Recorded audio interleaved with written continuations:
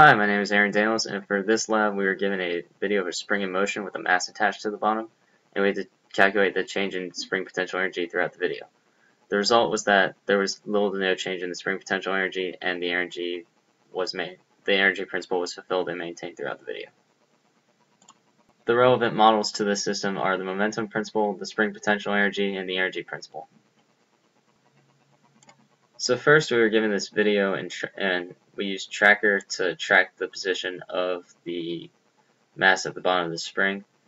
We used a coordinate system and we calibrated the coordinate system with a 0.7 meter stick drawn from the center of the attachment of the spring to the mass at the beginning, because that was given to us in the video.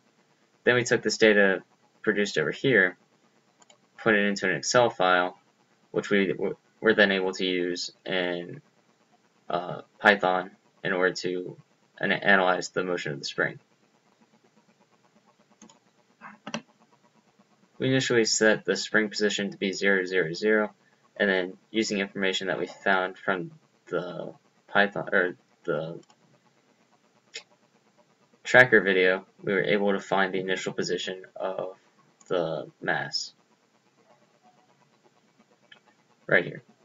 Also, we are already given the mass of the ball, which is 0.402 kilograms. The initial velocity was 0.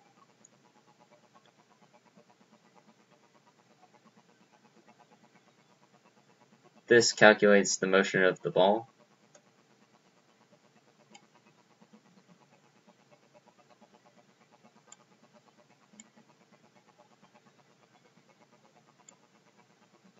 This was used to calculate the change of energy and the energy, the kinetic energy, the change of gravitational potential energy, and the change in spring energy for the mass and the spring system.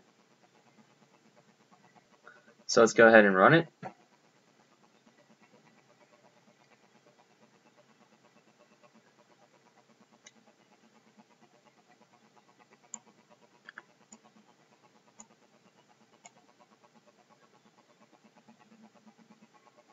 Over here to the left we have the spring, and the blue ball is modeling the experimental data, whereas the orange ball is modeling the theoretical data that we calculate by inputting the information we found from the original video into the model.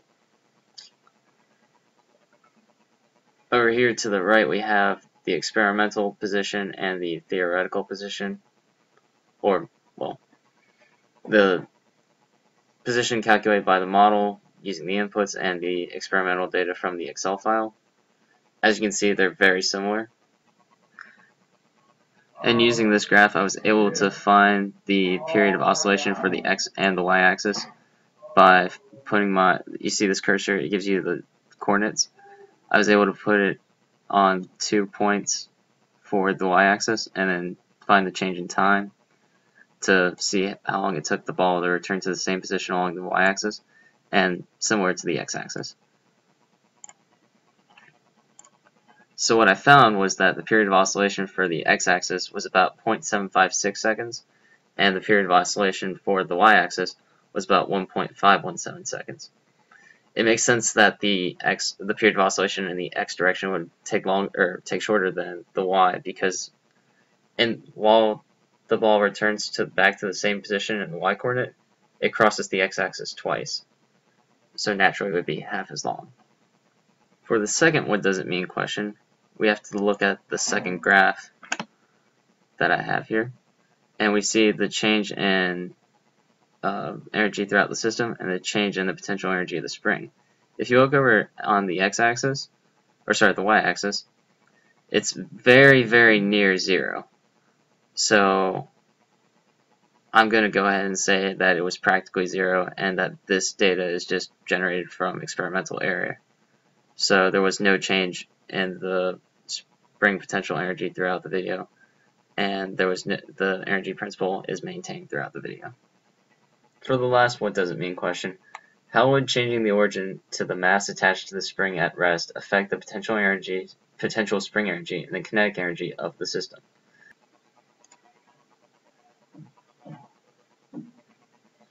So the graph on the left is the initial energy graph, and the graph on the right is the one with the changed uh, point of origin. As you can see, the kinetic energy and the spring potential energy remain the same. However, the gravitational potential energy changes its position in the graph. So that is how changing the origin affects the energies. It doesn't affect the kinetic energy or the spring potential energy, but it does change the position of the gravitational potential energy, depending upon where the origin is. Thanks, hope you enjoyed the video.